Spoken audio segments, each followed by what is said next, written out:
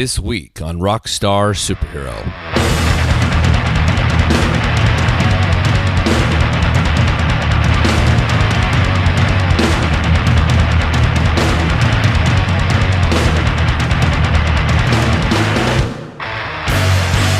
Kayhan Vaziri is such an intriguing man. Well-spoken, purposeful, and lacking snark. My conversation with him was exactly like I hoped. His mind-blowingly heavy band, Yautja, is riding a new wave that he and his bandmates crafted. It's singular. When I first heard them, I wasn't so sure it was my jam. But as I'd mentioned to Kayhan, within a few minutes, coupled with the right medium to hear the music, because headphones are your friend, I knew I'd stumbled onto something real, inspired, and original as original gets. These guys don't wear their influences on their sleeve. They just listen to everything. They do everything. They try everything. We're talking about destiny, people. So all this said, please enjoy my chat with the super cool Kayhan Vaziri of Yautja on the Rockstar Superhero Podcast.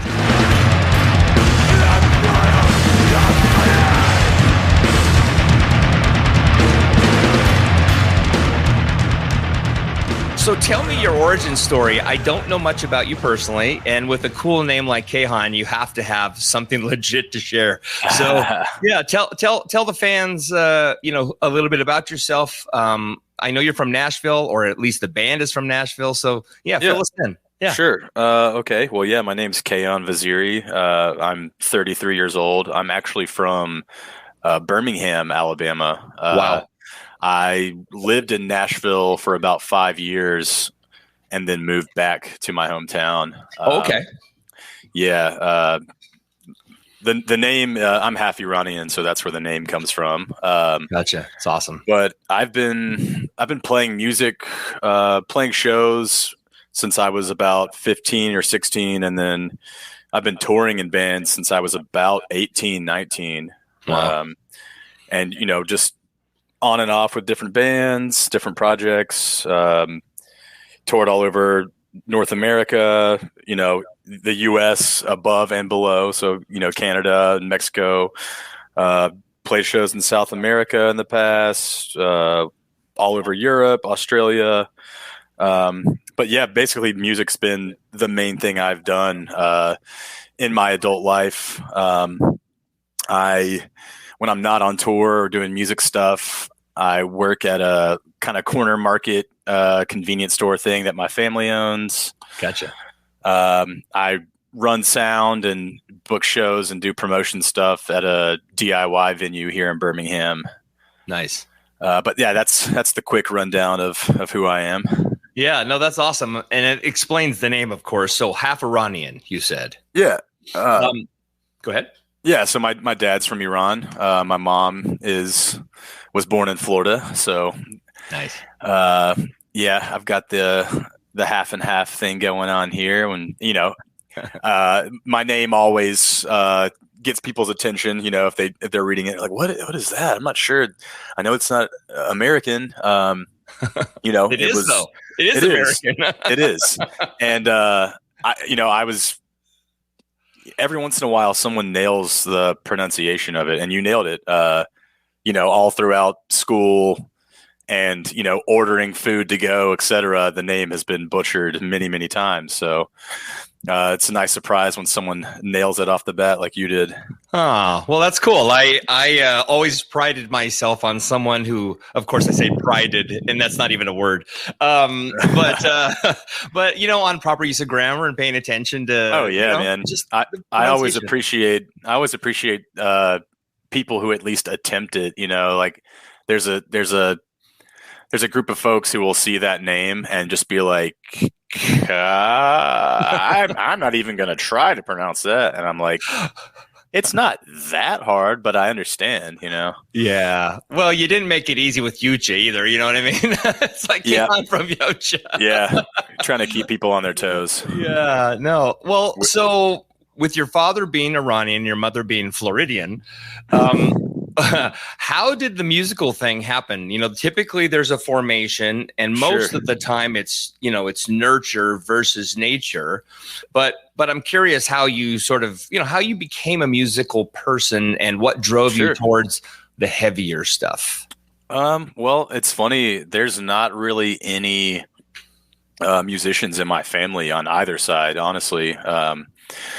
I, I was always into music, even as a young kid, just like listening to the radio with my parents. Yeah. So I've always been into music of all types. I think in middle school, a couple of kids I went to school with and a couple of kids in the neighborhood just kind of got into, hey, I want to play guitar, guitar is cool.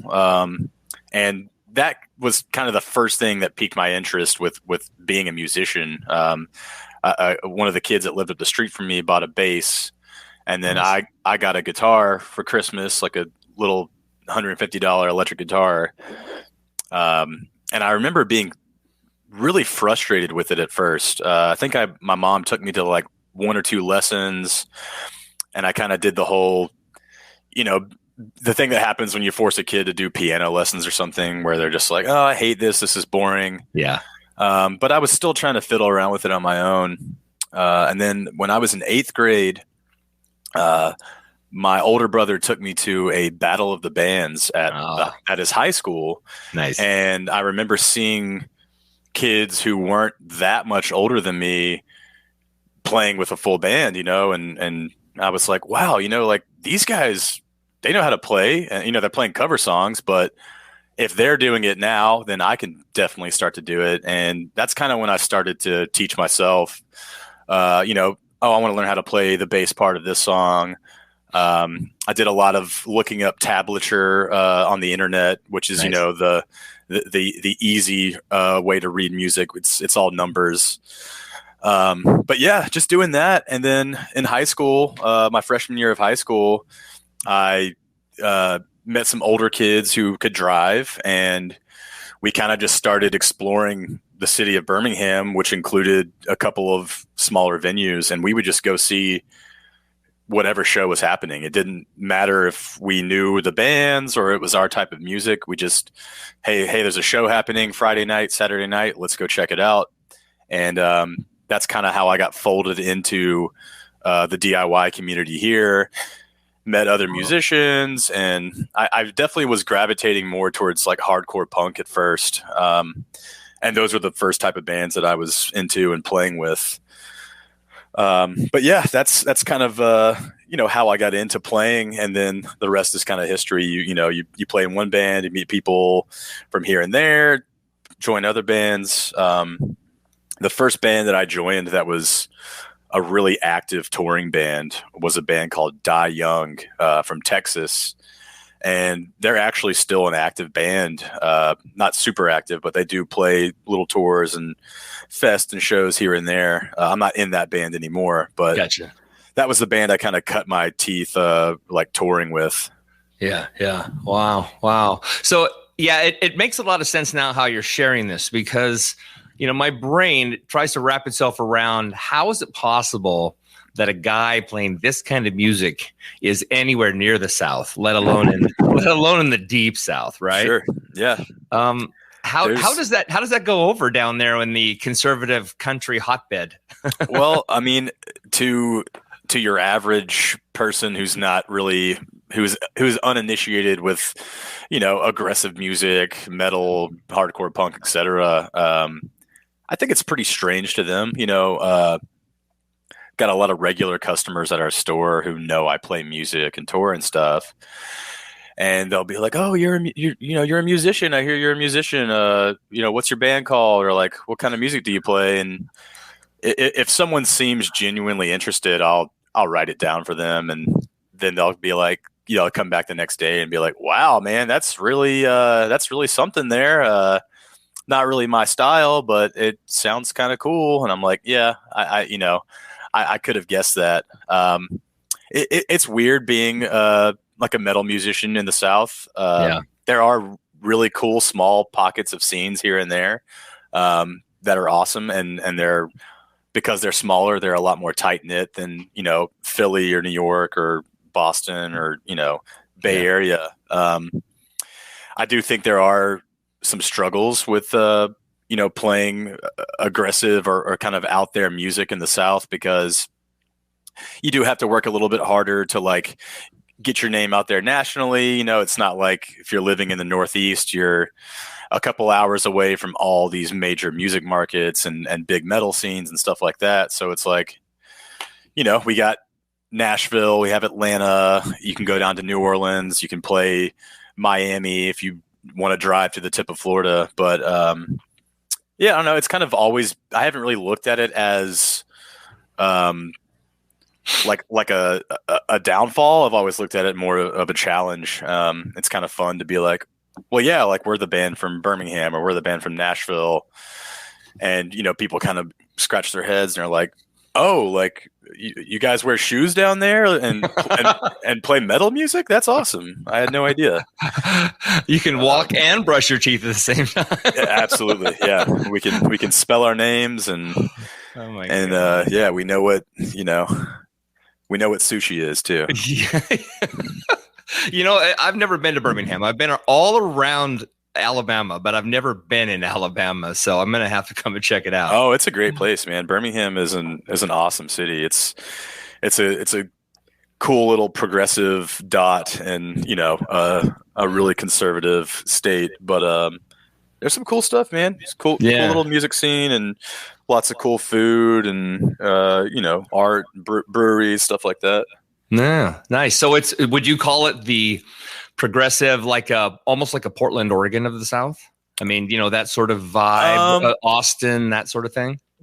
I would say that of Alabama, not of the South in general, but of Alabama. Yeah. Okay. Yeah. Okay. So, this show is all about, I think I said it in the beginning, but it's about the origin story. It's really about how everybody in the world has a superpower and not everybody exercises it. And Sure. And I really think that artists in general, they're the ones who don't even know they're wielding a superpower, but they're the ones who pursue it blindly. Sure. Right? Oh yeah, blindly is definitely true. Yeah. So what was the spark? Because I mean, you just said, you saw that Battle of the Bands, but there had to be something that just sort of either lit you on fire a little bit or maybe somebody in your world pissed you off, because again, it just doesn't make sense to me. And granted, I could be following stereotypes. Okay. But it doesn't make sense to me that a person who would write material like the album is, like this, the album, The Lurch, at least, how that comes out of just a normal, happy, contented child. You know what I'm saying? Like, no, absolutely, what was it? What's the trigger point? Well, I mean, I had, a great childhood. Like mm-hmm. I would say, like both parents and,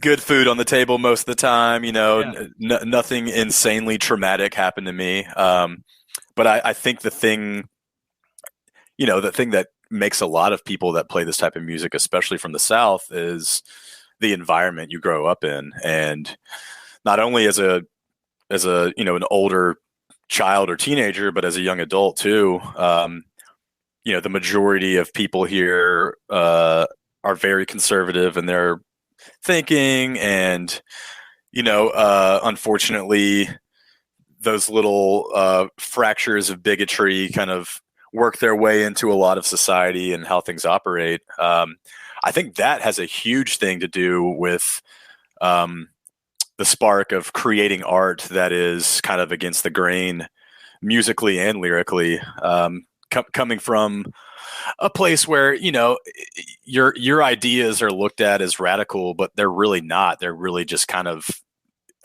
inclusive, and they're like a kind of pro-humanity way of thinking. So I would say that definitely, as far as like the ethos side of things, was an influence. And I think, like I said, we started to go to shows at this DIY venue here, and being around older people who were creating art and music and, I'm doing air quotes when I say radical here, but had radical ideas that were different from maybe what your parents thought or what your friends' parents or, your teachers at school, people you work with. I think seeing those people being adults and kind of doing what they wanted to do and creating, radical art and music, was an influence. And then the first band, that band Die Young, I toured with, was a very outspoken band. Okay. And I think just getting in the van and traveling the country with like little to no money with those guys, and kind of spreading the ideas and message that band had, which was usually preaching to the choir, but kind of, traveling the country for the first time, and with that band, reading books and meeting people, and that kind of opened up my mind a lot to a lot of the stuff that I still kind of subscribe to now in life. Yeah. It actually says a lot about, okay, this is who I am, but you're going out and you're looking for your tribe. You just said you're sort of preaching to the choir, but the reality is you're finding out, you're discovering that there are people just like you who wonder about everything and wonder why this group of people are so avid on alienated that group of people. Absolutely. Oh yeah. I mean, it was eye-opening, like I grew up with the internet. So I wasn't completely blind to what was happening in the rest of the country, the rest of the world. But like, as an 18, 19-year-old kid from Birmingham, going to like I think we played a show on campus at UC Santa Cruz in California.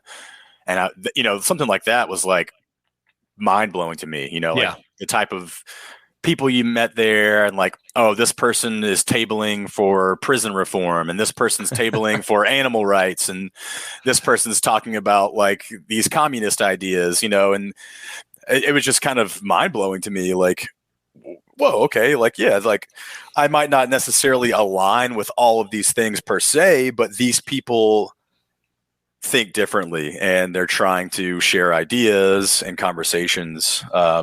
So yeah, that was pretty big for me. Yeah. No, it makes a ton of sense. It just shows that you escaped well, if you will, right? Yes. And granted, you're back home because that's where home is, but that doesn't necessarily mean you have to subscribe to the way people think and behave. Absolutely. Yeah. I mean, I love Birmingham. Like, it's got so many cool things to offer, and like it's surrounded by nature too, which is a huge plus to me. But of course, yeah, I've got like a great network of friends and family here, that makes everything a lot easier. Yeah. Yeah. You've been at it for a while now. Is music something you want to do or that you have to do? That's a great question, man. I have definitely struggled with that, especially in the last couple of years. Like, during the pandemic, as awful as it was, I did have a lot of time to kind of like decompress and think about my life and like what I'm doing with art and music and stuff. Because before that, I was just going nonstop. Like, if I wasn't doing stuff for Yautja, I was booking shows for other people here in town. Or if I didn't book the show myself, I was having to run the door or run sound at this venue. So it was constantly like my calendar was full of music stuff. There was always something pending. There was always something in the works. And, even if you go on tour, you're worrying about stuff that's happening back at home too. In 2019, well, actually, it started in 2018. My dad and I opened another location of our store, and I did a couple of tours while that was going on. And man, it was hard to even enjoy myself because I was constantly like looking at inventory or orders, or someone was calling me saying, "Hey, we had a shoplifter today, and this happened." So yeah, I don't feel. At this point in my life, after doing it for so long, it does feel at times like an obligation, but it's just kind of what I do, man. I feel like if I stopped doing it, I would feel a huge emptiness in my life. There you go. Yeah. And like, I'm still like playing guitar and writing things here and there that I don't even have a band for, or that will never actualize itself into, a recording or a tour or something. So yeah, I think when you get caught up in the quote unquote business side of things, it does start to feel like an obligation. But I still find a lot of solace in the art itself. So yeah, that's a really good question, man. No, good. I still have a lot of love and passion for the art of playing music. But it is really easy to get caught up and make it feel like a responsibility. Yeah. That question actually comes from my ex-wife from 25 years ago. She asked she asked me that question. And I remember thinking, she was complaining. I had come home from a rehearsal and she was complaining that, I was having fun. And I said, you don't understand. I have to do this. Like it's a compulsion. It's a sickness. Yeah. And I really think what it is, and this is not a religious statement, but I want to make it clear, is that I call it the God-sized hole, right? We're all pursuing. That's why everybody wants to be rich, which is so stupid because being rich sucks, by the way. I'm not rich, but I have had moments where I'm on the edge of rich and it sucks for different reasons. Everybody's going to say, bullshit, Rob, you don't think it sucks. It's awesome. But there are moments that are difficult. Maybe it's a better way to say it. Sure. I've always felt that, how do I want to say this? I'm going to have to edit this part out. It's fine. But that's the good part. Speak your truth. That's the good part. Well, this isn't about me, right? So I want to make sure it's clear. But, I've always felt that this sort of the idea of pursuing something to fill the hole, to fill the gap is something we all do. It's like we all, when we're born, we get this sort of, I call it the God download, right? Where we become this thing. We're born and by nature and by nurture and the intangible thing that's inside of us. Why, why are only some of us artists, for example, right? Yeah. Or why are some of us architects? Right? Why do people pursue science? Why do people pursue history? Right. Yeah, sport, etc. Yeah, right.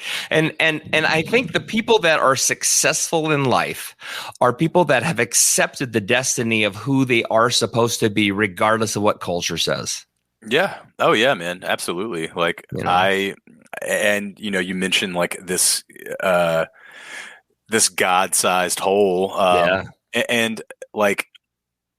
Yeah, sometimes I'm like, man, like, okay, I look at certain people I interact with, and obviously I'm making an assumption, but I'm like, okay, like say you work at an auto parts store, like you wake up, you go to work, you work there, you get home, you eat dinner, you watch TV, and you go to bed, and then you do the next thing, and then on the weekend you watch more TV, or you barbecue, or you. Yeah, you do whatever, and then like that's totally fine, man. I'm almost envious of people who are satisfied with life at that level. That's it. You know what I mean? And yes, because like I just feel like if I was like one day like, okay, I've got to stop pursuing all of this stuff.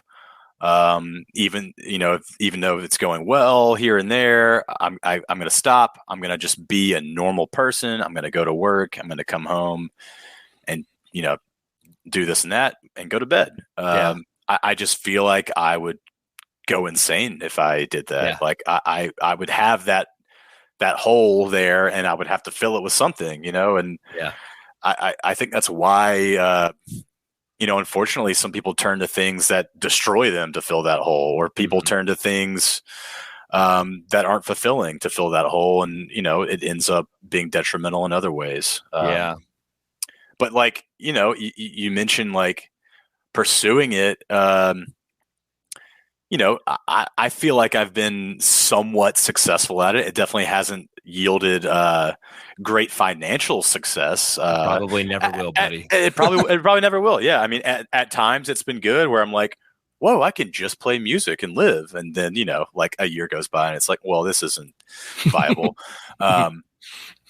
But, it has like, I have been through periods where I was touring so much. Like, when I lived in Nashville, I was in Yautja and this band Coliseum, and both bands were like actively recording and releasing music. Both bands were touring, and like you see little things start to suffer here and there. Like even just like friendships, like like when you're gone for most of the year on tour, when you come back, you kind of feel like an alien. Like oh, like this person is dating this person now, or this person lost their job, or this person had a kid, and in relationships too, man. Like, there's a very special type of person who can date a touring musician and be okay with them being gone all the time. It's almost like dating someone who's like in the military or something without as much financial security.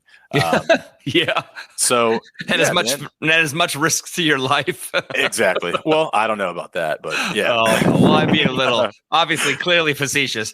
Yes. But I totally get it. The thing that I guess I was getting at earlier when I talk about this God-sized hole, or I talk about superpowers, is that I believe everybody has one superpower, the same superpower. Seriously. And I really truly believe this. We all have that sixth sense, that ability to discern what's right for us and what's wrong for us. And almost none of us follow it, because especially in America, we do this sort of like, I've got to fit into what culture says I've got to fit into. I've got to be successful with air quotes, right? I've got to make a ton of money. I've got to have the hot wife. I've got to have the big house. I got to have 9 cars. I have to have all these businesses. I have to have a giant retirement account that I can give to my heirs. And that is the indication I've done something exceptional. And the reality is that means we have to sell ourselves out. And look, I'm not against making money. I'm all for making money, but we should be doing it at the thing we were made to be.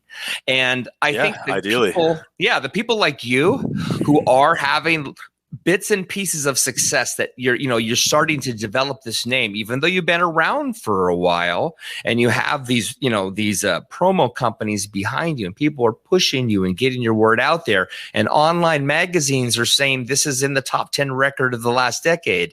I mean, people are paying attention, Kayhan. You know what I mean? Yeah. And so that means you've done something right. And so the question is, what was the moment you accepted your destiny? Man, honestly, I think when I first did the first couple of tours I did as a 19-year-old, I knew that this was for me. Like I knew that on any level I could handle the downsides of it, and that the upsides of it were fulfilling to me. And I would also say that there was another point. So when I moved to Nashville, in 2010, and that's when I joined Yautja. Yautja had been a band before I was in the band, but for not very long. Like I think they had been a band for maybe 6 months, played a handful of shows. We're not super serious, but then once I joined, we kind of like pushed it up a notch. And we're like, hey, this sounds good. We play well together. Let's pursue this. And I also joined Coliseum shortly after that. And Coliseum was already a well-established band in their scene. But I moved to Nashville in 2010 to finish college. I had done some community college here in Birmingham, went to a liberal arts school for a semester. But I went there to finish school because, like you said earlier, talking about, well, this is what you're expected to do. You're expected to go to college and get a degree and then get a job. And, you go from there, you get a house, start a family, et cetera. Yeah. Conform. Exactly. So I graduated in 2013, but, all the while going to school, I was playing music and touring and stuff too. And I think I had this moment when I was graduating where it was like, okay, this is an opportunity to choose a different path. I was working on audio and video stuff, and I had this video professor who was like, you're pretty good at this. It seems like you can pick this up. I can hook you up with this job at this local news studio doing camera stuff. And then that, I can hook you up with this person and this person. Do you want to do this? Yeah. And Coliseum had a record coming out like right at that same time. And we also had a UK tour planned. I literally finished like my finals early and then did like a week and a half UK tour and came back just in time to go to graduation. But I think that was a big moment where like there were these two paths in front of me, and I chose the one that I had already put time and effort and, all kinds of things into. And that was kind of like the no turning back point for me. I was like, hey, this, you're going to become a lifer, if you do this now. And I kind of haven't looked back since then. I've had little stints here and there where I was working, I started that business with my dad, I mentioned, but I've always been involved, and I'm always going to dedicate time and effort to this because it's fulfilling to me. I wouldn't know what to do without it. I would be working and, playing video games and probably just kind of moping around at trying to find something that was actually fulfilling. Yeah. Yeah. No, that makes sense. I love how truth-telling you are. I love this because you are, I'll just say it out loud. I hear a lot of me in you, and the difference is you are a much wiser man. Well, I don't know about that. It could go either way. It's like, wow, is this guy making a wise decision, or is he just kind of like being ignorant to the reality of how the world works? And I'm okay with that. I'm going to kind of, avoid those things as much as possible. I'm obviously going to take care of myself and provide for myself and those who I choose to be part of my family or my, partner, et cetera, et cetera. But yeah, I don't know. Sometimes I feel like I interact with people who are like, I don't know, man. Like, don't you need a 401k? Like, don't you need a job that provides insurance? Don't you need this and that? And I'm like, I'm okay. Now, Yeah. Let's do an interview in 20 years from now and see what's going on. But you'll be like the guys on Deadliest Catch that wish they had a normal job but didn't run their bodies out at sea, right? Exactly. I'll be a crab fisherman. Well, it's always there for you if you want it. So, yeah. No, well, I mean, you said it. You know exactly what kind of life is in front of you, but somebody has to choose it because the world demands entertainment. Oh, yeah. And it also doesn't know what it wants. It doesn't know what kind of music it wants. It doesn't know if there's a new genre waiting for it. The world is stupid. Yeah, for the most part, unfortunately. Yeah. Yeah. I love that you said that again. I mean, I know I'm saying this a lot, but I do see a lot of wisdom in you, and the fact that you realize that you're just going to be one of those guys that it's always been hard for. Sure. but you're gonna hang on, because the reality is there isn't one successful band or artist in the world in existence that didn't do what you're doing, which is all bets are off. I jump on the train and go, and if it derails, it derails, and if it kills me, it kills me. But at the end of that day, when something has occurred that didn't happen to any of your friends, it's because you did the thing they didn't have the courage or the insanity to do. Oh yeah, man. And I appreciate that. And like, yeah, it's true. Like, I'll have people be like, how did you guys get hooked up with Relapse Records, man? Yes. What I'm like, I don't know, dude. I've, dedicated the last 15 years of my life to doing this. I've played house shows in the middle of nowhere in Pennsylvania to 5 people, I'm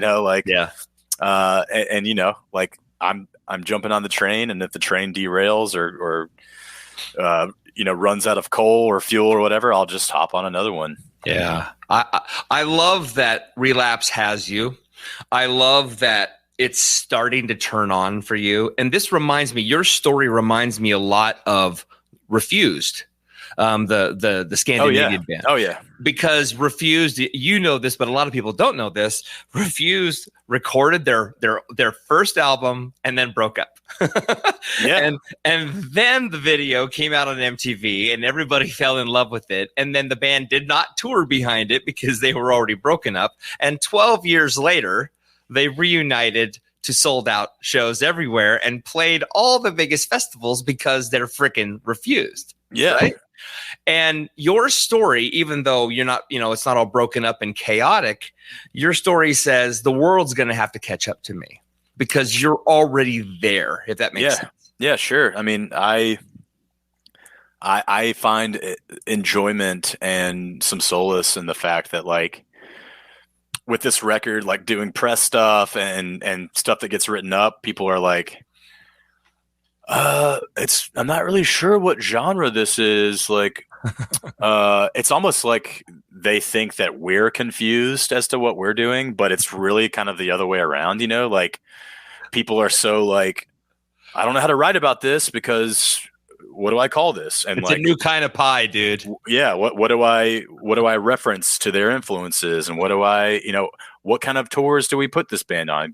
Can this band play this death metal festival? Can this band play this punk festival? I don't know, and I think me and the other guys in the band, we kind of like revel in that, like kind of just being this entity that is not pinned down. And like, I don't know, maybe we could have found more success or support earlier on if we were a little bit more pigeonholed, maybe we shouldn't have that part in this song. It's too weird, or like, oh, that's going to turn away like the fans of this genre. So like, let's kind of turn that down. Like, no, yeah, let's just do kind of what we want and what we feel. And if people want to support us and they get what we're doing, that's awesome. Yeah. I think you're ahead of the curve. I mean, and I really mean that. When I first heard the album, I wasn't sure what I was listening to. It's exactly what you say. There are so many thoughts and ideas and musical moments that it confused me for about 20 seconds. Yeah. It didn't take long, but it did take a little bit. And then I realized, I'm not listening to this on headphones. So I put my headphones on and everything changed. And, the fans, of course, don't know much about this record yet, at least on my side, I should say, the listeners of my show. Sure. But you have this new album called The Lurch that released, 2 months ago? Oh, shit. Yeah, it was a month yesterday. Okay. Yeah, May 21st. Okay. Congratulations. Thank you. Yeah, it's really something. I've actually been talking about it a lot offline to, a lot of my friends. Thanks.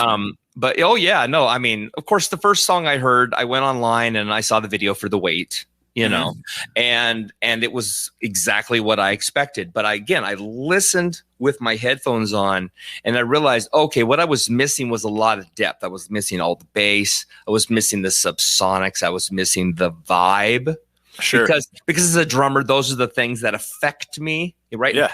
Push me forward, right? As a listener. Absolutely. Who produced the album? I know you did it at Albini's studio, right? Mm-hmm. Yeah. So we recorded in Studio B at Electrical Audio. So cool. And our friend Scott Evans recorded it. He's an audio engineer. He records bands. He like builds pedals and other little things. And he actually plays guitar in a band called Kowloon Walled City, who you should check out if you haven't heard. They're excellent, and they're kind of like this genre bending band as well. They kind of don't fit anywhere. Nice. But man, we had been talking with him over the years, like met him playing with his band, and I think he saw our band for the first time, and I think he got what we were trying to do. Yeah. So we had always talked about, like, he was like, man, if you guys ever want to do something together, like, please let me know. I'd love to work with you guys. Yeah. And the stars kind of aligned when we were planning on doing this record. He's on the West Coast and we're down here in the South, and we were like, hey, let's let's book electrical audio because we know that the room's going to sound good. We know that they have the gear we want to use, and we'll drive our van up there and we'll fly Scott in. And yeah, man, we had a great time. He was super easy to work with and got the record sounding excellent. And he was super helpful. Like we're a very indecisive band, at least when it comes to like, oh, was that a good take? Or like, should this part go on this long? And he was a good person to have in there and be like, yes, that was good. I promise you that was a good take as an outside listener. Let's move on and listen to it. And if you really hate it, we can try it again. But I'm telling you, this is good. This is satisfactory. Right. Well, that's an Albini thing too. I mean, I'm sure there has to be an influence where he's saying, look, you got to get these bands to come in, sit down, first, second, maybe third take, but we're not going past that because the rawness and the energy and the accidents and all the intangibles and the vibe that happens on those first takes. Oh yeah, absolutely. I mean, I know there was at least 2 songs where we did, I don't know, anywhere from like 4 to 10 takes on, but the take that is on the record is the first take. Yeah. It's the first one. Because of what you said, you're not overthinking it. You've got the energy and the feel is right. Yeah. What was different about the experience at Studio B? I mean, Albini has like a floating floor system, right? I mean, like all this, like the whole studio is like almost like it's floating away from everything. So the whole room actually has resonance, if I remember correctly. Oh yeah, man. I mean, like Studio A is his main, like where he makes his masterpieces, but like the whole place is engineered with a lot of thought behind it. And yeah, the room sounds amazing, man. Like we set up and played live in the main live room with the drums, like we were playing a show or practicing.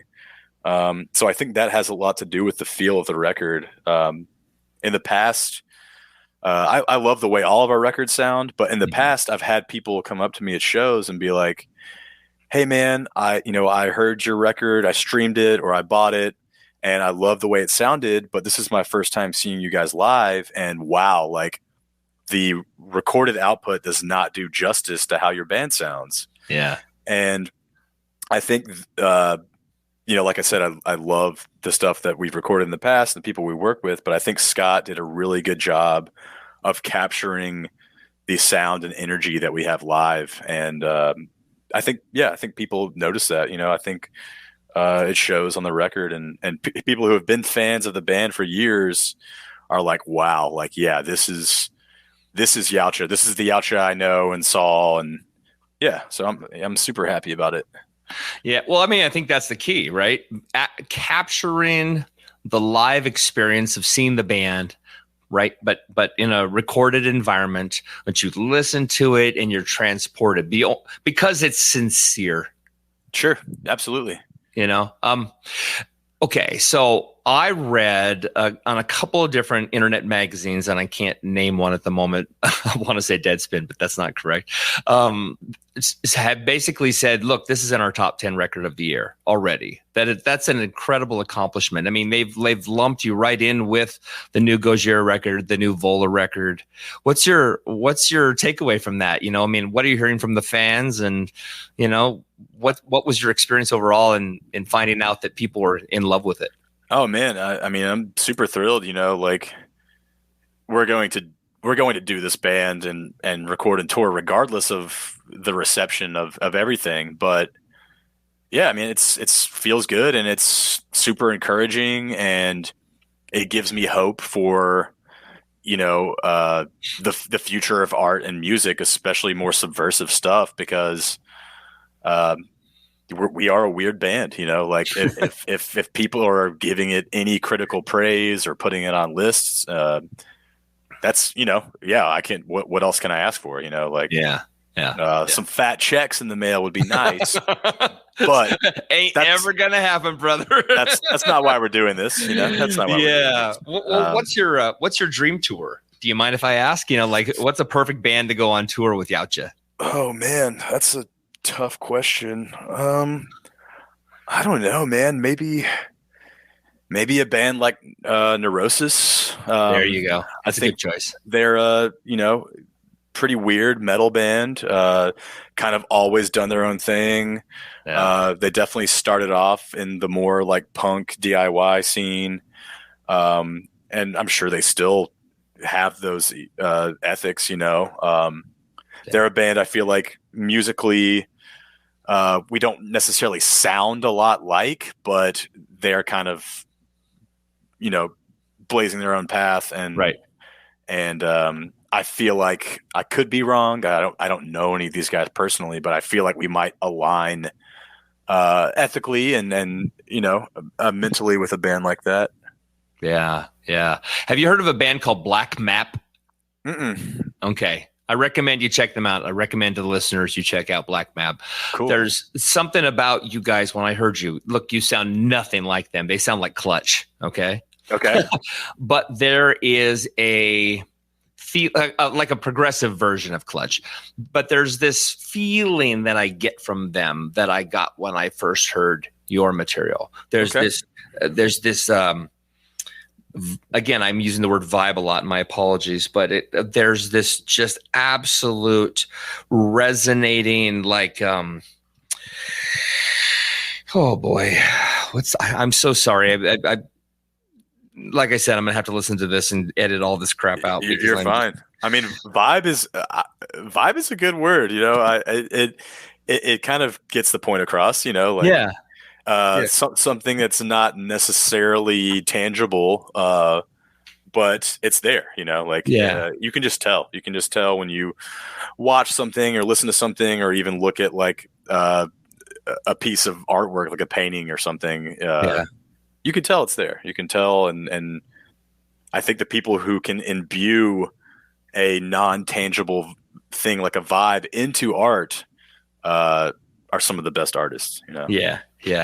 Well, there it is. Actually, you said it for me. Thank you. It is about the intangibles. It is about this thing that just exists. You've created it, and it only feels like you because it is you. Yeah, totally. That's so rad. I listened to the whole album. I have a favorite, and I'm curious what your favorite is, but I'm going to tell you mine is Clock Cleaner. I freaking love that song. Thanks, man. Yeah. That's definitely one of my favorites. Our guitar player, Shibby, he wrote most of the song. Like he wrote all the guitar stuff. But then Tyler, our drummer, and I wanted to come in and kind of like create this weirder rhythm section parts, like the bass is pretty active in that song. Yeah. And you could kind of take that bass line out and put it with a totally different song and you have a different vibe.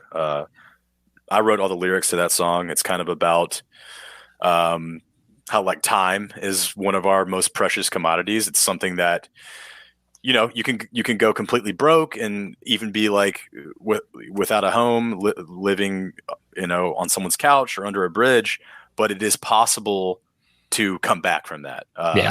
In some ways, but time is something that will never come back. Once it's gone, and you can choose to kind of lament that, or you can choose to learn from it and change what you're doing with the time that you still have. But once it's gone, it's gone. So Clock Cleaner is just it's a reference to time and how it's precious. Yeah. Are you concerned ever as an artist about public response? I mean, sure, we all want people to love what we're doing, but do you find yourself, because of how you started, you mentioned like the DIY and the punk scenes and this sort of me against or us against them sort of attitude, do you create what you create, and is Yautja what it is because you're looking to not appeal? Does that make sense? Yeah. I wouldn't say that there's like one of the, I really haven't seen many bad reviews of this record.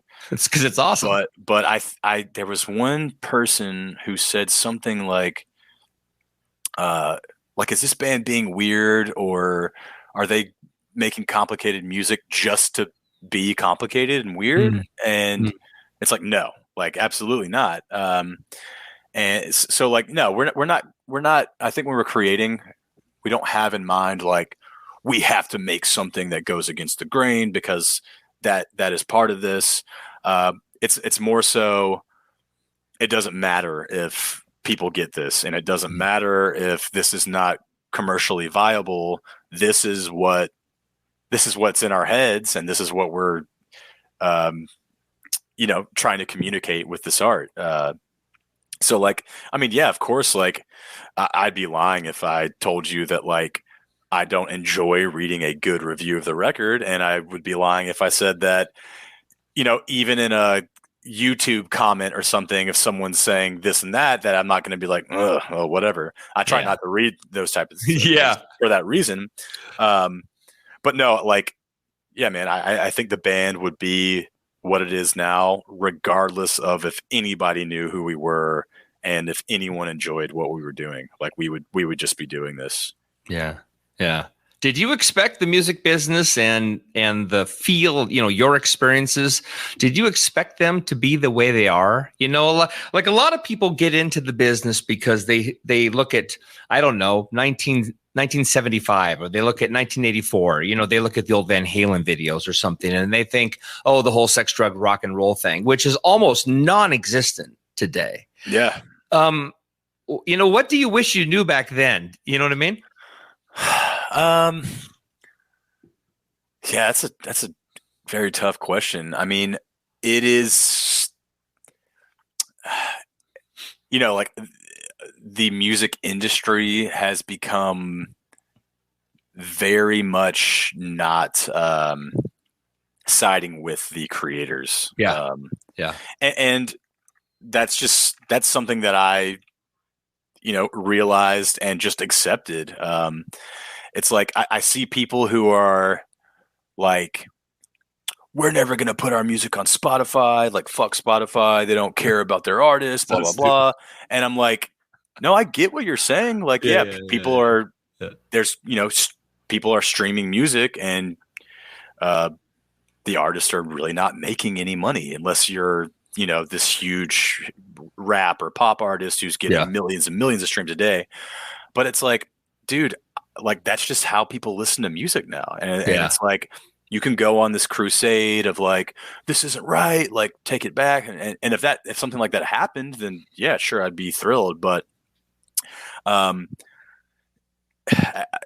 someone who, is going to do this type of stuff, regardless of if there's any commercial success or regardless of financial success, I've just kind of learned to adapt and accept how it is.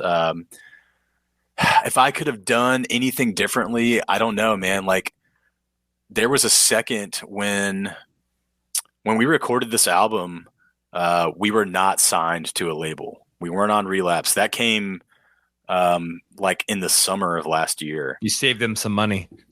Well, we won't get into a little bit of money anyway. so like, I mean, we used what little band money we had, and I put in a lot of my own money too. But there was this thought for a minute, like, well, hey, like the recording is paid for and it's done. Should we try to just release this ourselves and go completely solo?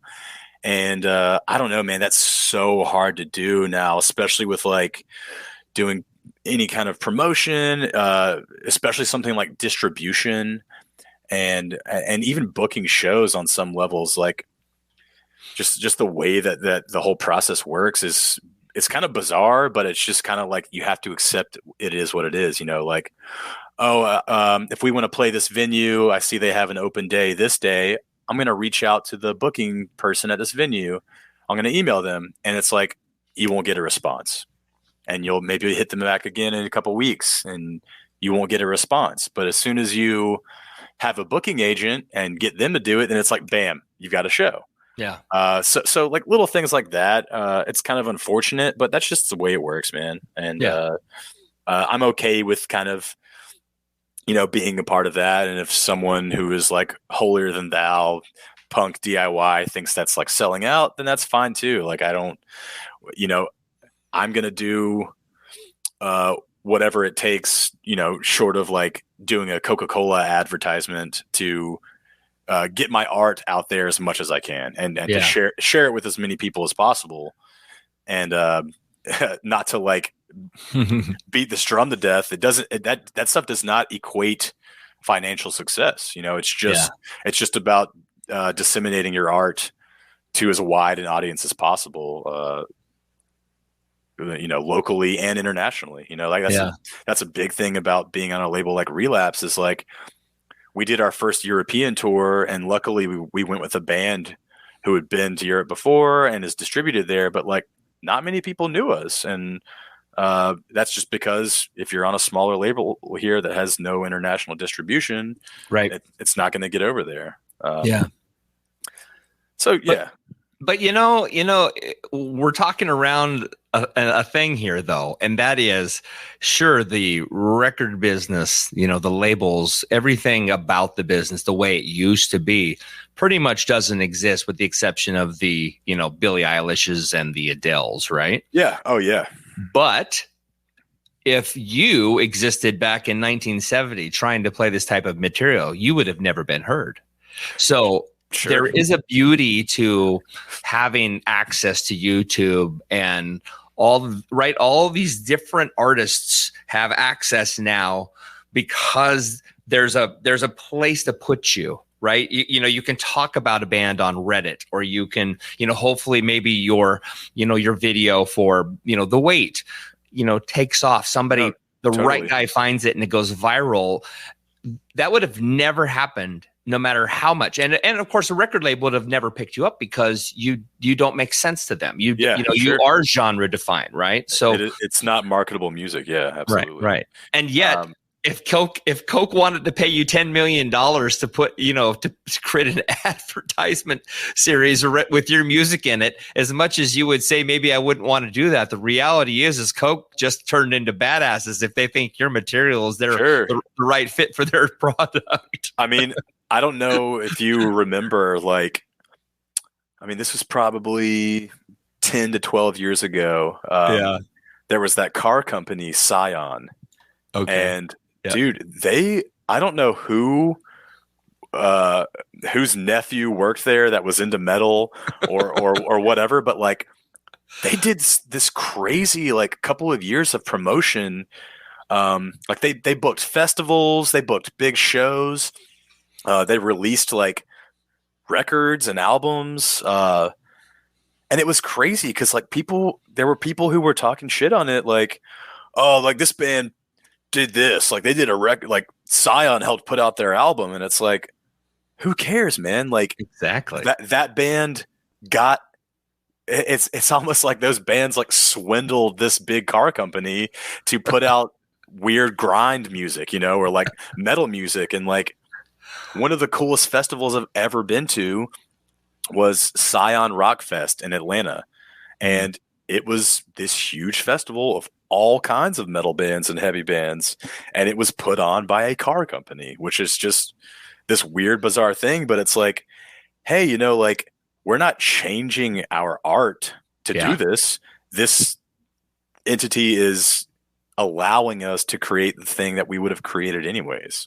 Yeah. Well, Toyota created that Scion brand as a way to hit the young and a niche market, the tuner market. Sure. Sure. Yeah. So it makes sense that they would want to kind of punk themselves up a bit and try to all of a sudden align themselves with Skater Boys and that whole vibe. It's so funny too, because I guarantee you they did not sell one more vehicle because of any of that.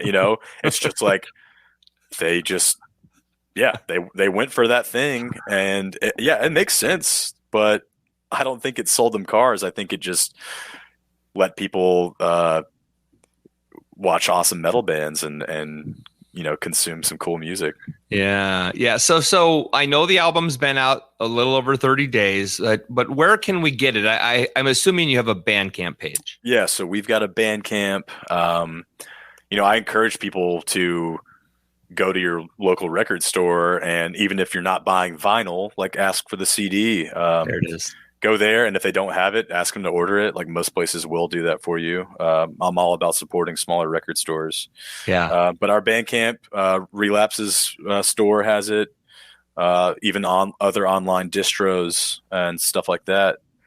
And obviously, like, it's funny you're talking about like, YouTube and Reddit, etc. Like, there was this moment a couple years ago where someone bought a record from us on tour, and for whatever reason, there wasn't a download code in there, and they came back and were like, "Hey, there's not a download code in here. Like, what can I do?" And I'm just like, you know what, man, just download it.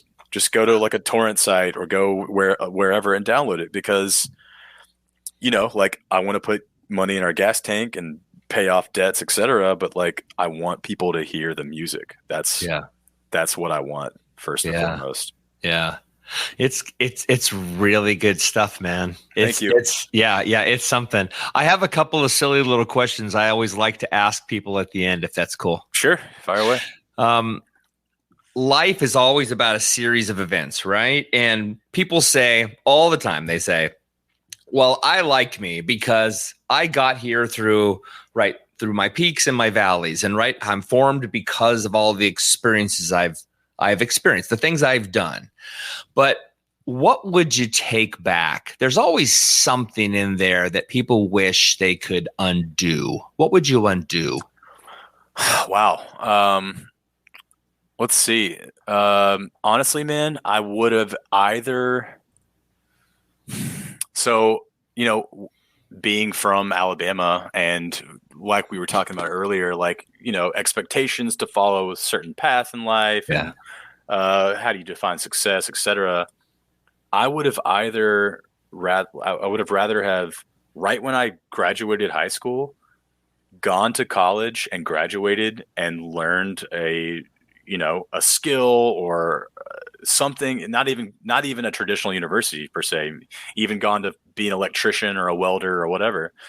I would have rather have gone hardcore and finished something like that, and then pursued touring and a music career, or not done that at all. I know so many people who are like masters of a craft or a trade, who just learned it along the way. They learned it by doing it, or they learned it by teaching themselves. So yeah, if I could undo one thing, I'd probably change those years from graduating high school to about my mid-20s or so, and just kind of be more focused. I mean, that's a really hard time to focus on something in life. And if I met a 22 or 23-year-old who was like, I know exactly what I'm doing right now, and in 5 years I'm going to be doing this, and it actually happens that way, then that's crazy.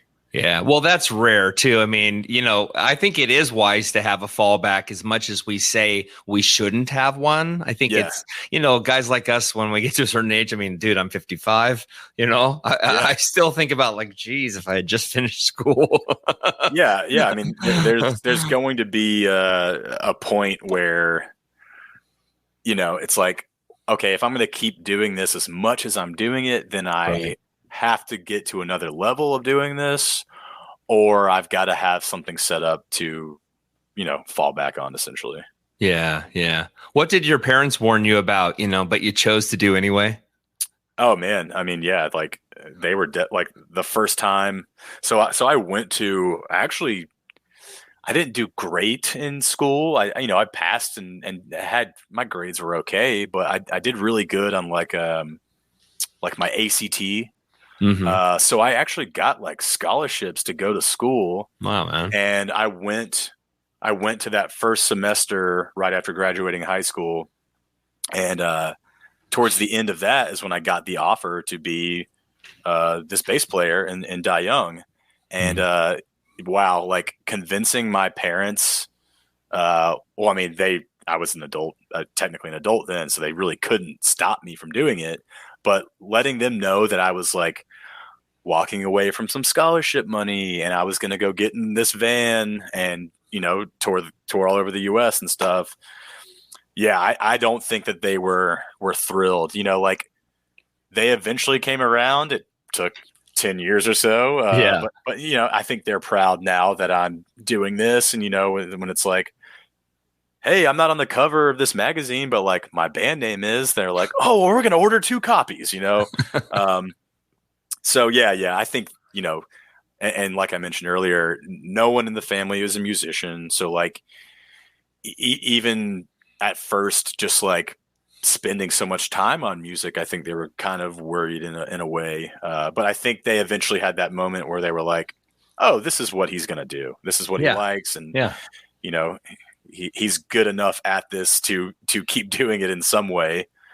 But yeah, they came around, and they are supportive of me. Oh, that's great. Yeah, man. Kayhan, I really like you. You've been nothing but cool with me. You got a hell of a radio voice, by the way. Oh. Thank you, Robert. No, man, this has been great. This has been a lot of fun, man. You know, sometimes you do things like this and it's so fucking boring. And, and it's not like a conversation. You just feel like you might as well just be doing an email or something. I've had a great time, man. I appreciate you having me on. Oh man, thank you. I have demonstrated my worst idiosyncrasies today. So thank you. I appreciate it. So ladies and gentlemen, Kayhan Vaziri, the band Yautja, the new album, The Lurch. Oh my God, go buy this thing. It's so good. And I'll tell you one last thing, Kayhan, before you go. Please come to Seattle. Please. Oh yeah, man. Absolutely. I mean, yeah, we're going to be there. Like, we love coming to Seattle. So I'm sure in the next 6 months, we'll probably be up there. Good. I'll sell out the room for you. I promise, man. Hell yeah. I appreciate that. All right, brother. Be good. Thank you so much for being here today. Thank you for giving me the time and dealing with my insanity. I appreciate it. It was a pleasure, man.